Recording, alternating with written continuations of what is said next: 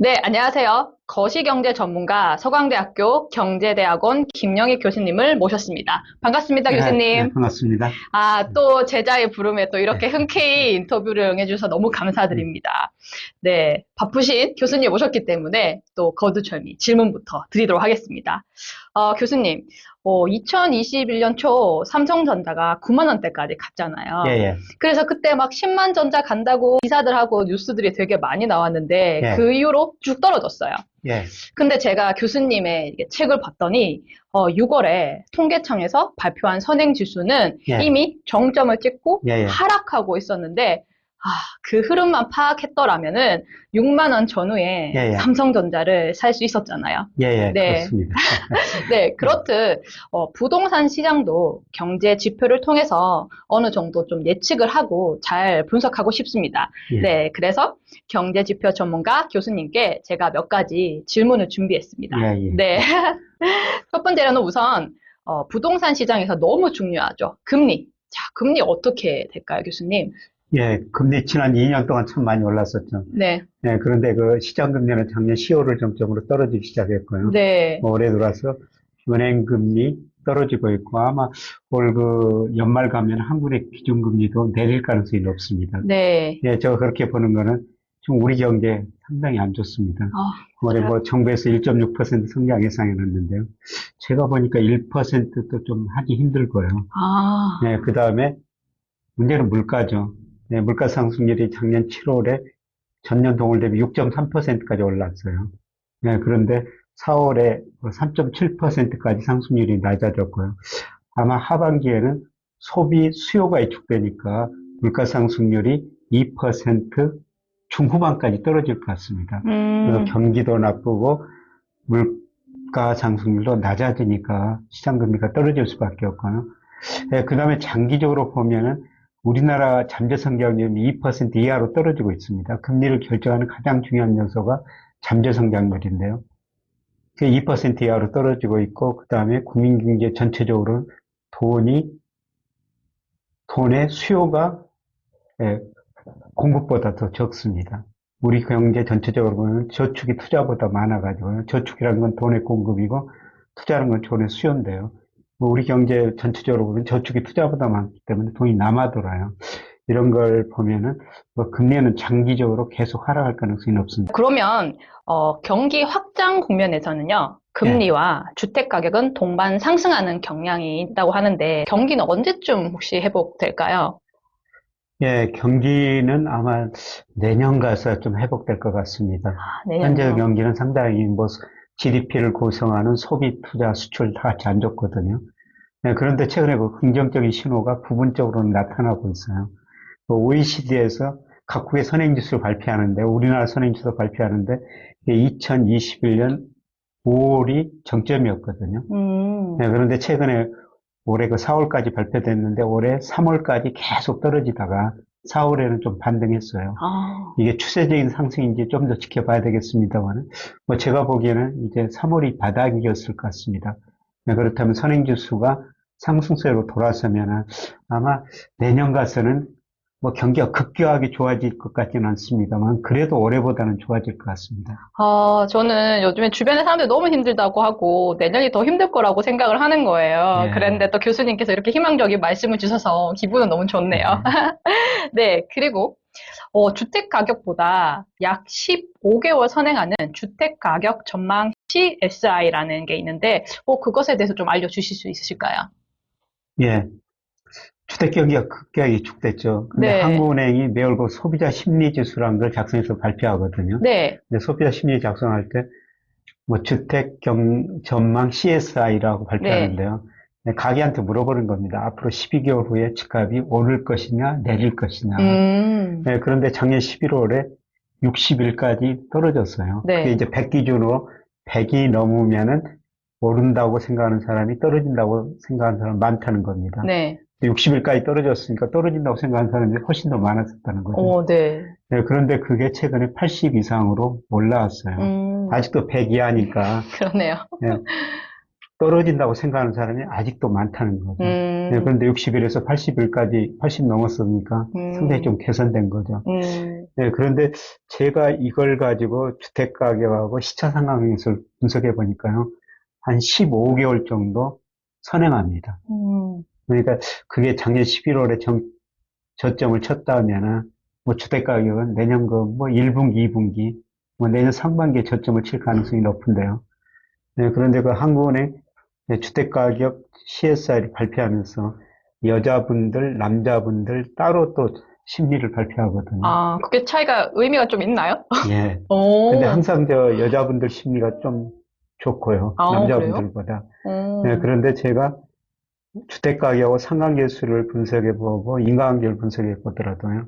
여자분들 심리가 훨씬 더 상관관계가 높습니다. 그런가요? 한마디로 집은 여자분들한테 맡겨야 된다. 뭐 그런 음, 통계를 제시해준 겁니다. 그건 경제 지표와 다르게 삶의 지표에 예, 의한 예, 결과네요. 다음 질문으로는요. 그 M1, M2 통화 비율과 부동산 지수도 되게 예, 상관관계가 높은 걸로 알고 있습니다. 예. 여기에 대해서도 좀 설명 부탁드리겠습니다. 그래서 우리가 저 M1하고 M2 네, 좀 구분을 하셔야 되는데요. M1은 현금통화, 네, 요구불예금, 그다음에 수시 입출식 저축성예금. 음, 유동성이 굉장히 높은 돈들이에요. 그러네요. 우리가 은행에다 요구불예금 넣으면은 언제든지 은행에다 맡겼다가 찾을 수는 있죠. 금리는 낮습니다. 수시 입출식 저축성예금도 마찬가지입니다. 그래서 M1은 유동성이 굉장히 높은 통화고요. M2는 M1에다가 정기 예적금 같은 게 들어갑니다. 예를 들어서 은행에다 우리가 1년 만기, 2년 만기, 뭐 5년 만기 이렇게 예금을 두지 않습니까? 이거는 유동성이 떨어지는 자산이에요. 네, 그런데 장기적으로 보면은 M1이 M2에 비해서 상대적으로 비중이 올라갔을 때 주식도 오르고 집값도 올랐었습니다. 음, 왜냐하면은 M1에 있는 돈들은 언제든지 돈에 눈이 있어가지고 수익률 높은 데로 이동할 수가 있는 거거든요. 그래서 은행 요구불예금, 수시예금이 언제든지 뭐 주식이나 부동산으로 갈 수가 있습니다. 네, 그런데 작년에는 그 M1 비중이 줄어들었었어요. 왜냐하면 은행에서 금리 뭐 5%까지 주다 보니까 돈이 적금으로 들어갔었죠. 네, 그래서 주식도 떨어지고 집값도 떨어졌었는데요. 네, 그런데 은행의 금리가 작년 5% 같은 게 지금 3% 초중반으로 떨어졌고요. 머지않아 2% 진입할 거예요. 네, 그러면서 최근에 보니까 은행 정기 예금으로 돈이 덜 늘어가거든요. 상대적으로 이제 M1 비중이 조금씩 늘어나고 있어요. 다시 돈들이 은행 정기예금으로 안 가고 단기예금으로 남아가지고 이 돈을 이제 주식 살까 부동산 살까 이렇게 대기하고 있다는 겁니다. 그렇군요. 그러면 보통 M1이 어쨌든 유동량이 많아지게 되면은 이제 주식 부동산이 오를 확률이 높다라는 말씀을 해주신 것 같은데 예, 맞으시죠? 그렇습니다. 네. 예, 그런데 그런 돈들이 우선 어디로 갈 것인가? 우선은 부동산보다는 주식시장으로 먼저 들어갈 가능성이 높아요. 음, 예, 과거 사이클 보면은 주가가 오르고 난 다음에 경기가 어느 정도 회복되고 부동산까지 집값이 올랐거든요. 예, 그런데 우선은 저 주가가 먼저 올라야 집값이 오르기 때문에 우선은 그 돈들이 주식시장으로 먼저 들어갔다가 이제 주가도 어느 정도 오르고 경기 회복적인 보이면은 아마 그 부동산으로 들어가게 될 것 같습니다. 네, 알겠습니다. 네, 다음은요. 제가 학창 시절에 공부를 안 해서 그런지 생소한 지수가 있더라고요. 예, 뉴스 심리 지수라고 하는 게 예, 있던데, 이게 선행 종합 지수 등 주요 경제 지표에 한 1에서 2개월 선행하고 높은 상관관계를 시현하고 있다고 하더라고요. 예. 이것에 대해서 좀 설명 부탁드리겠습니다. 한국은에서 심리지수를 많이 발표하거든. 네. 소비자 심리지수, 그다음에 BSI라고 기업 경기 실수 이 둘을 합쳐가지고 경제 심리지수 이걸 발표하고 추가적으로 뉴스 심리지수라는 걸 발표해요. 네. 뉴스 심리지수라는 건 뭐냐면 우리나라 포털 사이트 있지 않습니까? 거기서 AI가 경제 뉴스를 검색합니다. 네. 긍정적인 뉴스가 많이 나오느냐, 부정적인 뉴스가 많이 나오느냐, 이걸 가지고 뉴스 심리지수를 작성하는데요. 뭐 한국이 지금 현재 실험적으로 통계를 작성하고 있습니다만 그 지수를 작성해서 보니까 경기에 선행하는 선행지수 순환변동치에 선행하고요. 음. 네, 그 다음에 코스피 전년 동월 대비 증가율에 1개월 정도 선행한다는 겁니다. 네, 그래서 뉴스 심리지수만 보면은 뭐 이게 정확하게 맞다면 앞으로 경기가 어떻게 될지 주가가 어떻게 될지 네, 음. 그것도 예상할 수가 있는데요. 네. 네, 그런데 한국은행에서 코스피 전년 동월 대비 증가율에 이 뉴스 심리지수가 1개월 선행한다고 그랬는데요. 근데 제가 코스피 주가지수 자체로 하면은 거의 동행합니다. 아, 이것 가지고 주식 투자는 할 수가 없는데, 네, 그런데 어떻든 심리는 한번 제일 음, 빨리 파악해 볼 수 있는 지표고요. 그다음 아, 앞서 말씀드린 소비자 지수나 부동산 심리 지수 이건 월별로 발표하는데요. 네. 이거는 일별로 발표하거든요. 아, 네, 그래서 최근에 경제 심리를 가장 빨리 알아볼 수 있는 지표 중 하나가 아닌가. 음, 그래서 한국은행 그 통계 사이트 들어가면 이거를 계속 좀 보여주거든요. 네네. 네, 그 지수를 한번 보면서 경제 심리를 한번 파악해 보시는 것도 좋을 것 같습니다. 저는 이렇게 길게 설명해 주셨는데, 결국 이 지수를 보고 코스피 매매를 하면 안 된다라는 것만 동행합니다. 머릿속에 남네요. 네, 그리고, 제가 이제 좀 요즘에 뭐 경제 위기가 온다, 이런 얘기들이 많이 있는데요. 사실 경제 위기는 똑같은 방법으로 오지 예, 않잖아요. 예. 저희가 무서운 건 생각지 못한 방법으로 오기 때문에 가장 무서운데, 2008년은 미국 주택 가격의 거품과 급락에서 왔고요. 그런데 제가 교수님의 유튜브를 보면서 이런 말씀을 하시더라고요. 미국 상업용 부동산이 급등하였고, 대출을 많이 해준 미 중소형 은행들의 파산이 우려스럽다라는 말씀을 하셨는데, 거기에 대해서 좀 말씀 부탁드리겠습니다. 예, 미국 모든 자산가에 거품이 발생했다 붕괴되는 과정인데요. 채권 시장에 거품이 발생했다 붕괴되고, 지금 주식시장에 붕괴되고, 예, 그 다음에 주택가격도 지금 하락하고 있어요. 네. 근데 부동산 측면에서 보면은 주택가격은 서서히 하락하고 있는데, 이 상업용 부동산은 거품이 발생했다 너무 빨리 떨어지고 있거든요. 음, 그래서 상업용 부동산은 고점에서 15% 떨어졌고요.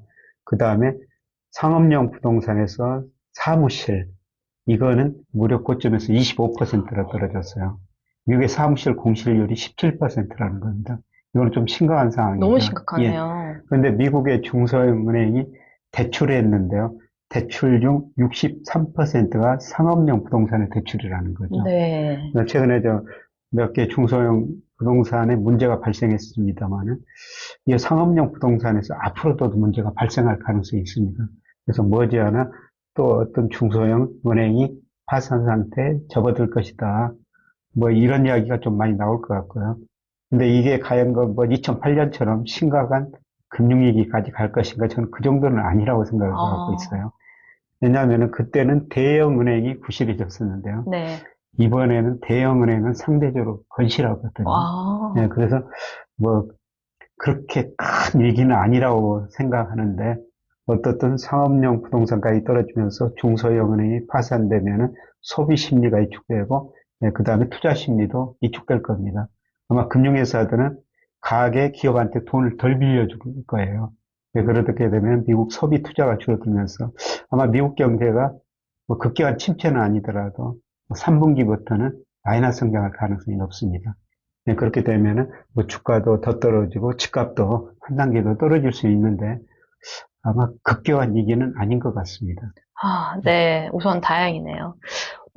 마지막 질문입니다. 사실 이 질문을 제가 넣을까 말까 고민을 많이 했지만, 그래도 말하기 민망하네요. 종합적으로 볼 때 부동산을 매수하려고 생각하시는 분은 그러면 언제 매수를 하는 게, 적절하다기보다는 비교적 안전할까요? 뭐 저는 내년 상반기 무렵이 아닌가. 아까 아, 심리지수가 네네네. 말씀드렸었습니다만 내년 상반기 무렵이 아닌가. 그런데 우리가 그 부동산 가격 전망할 때 금리만 너무 많이 생각하시는 것 같아요. 금리가 오르면 집값 떨어진다. 금리가 떨어지면 집값 오른다. 맞아요. 그런데 최근에 금리가 떨어지고 있지 않습니까? 네. 그래서 집값 오른다고 이렇게 전망을 하는데요.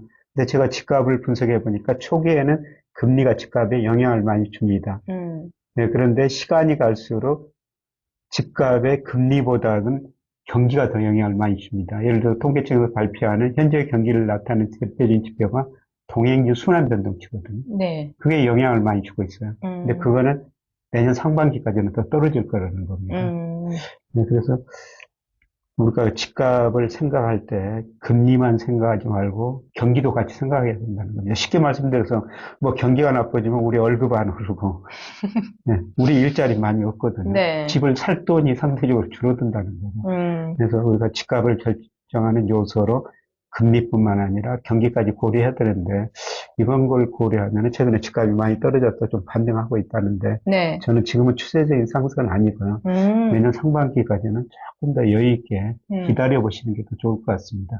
네, 제가 좀 너무 돌발적인 그런 질문을 해드렸는데, 이렇게 또 편히 이렇게 답변 주셔서 너무 감사합니다.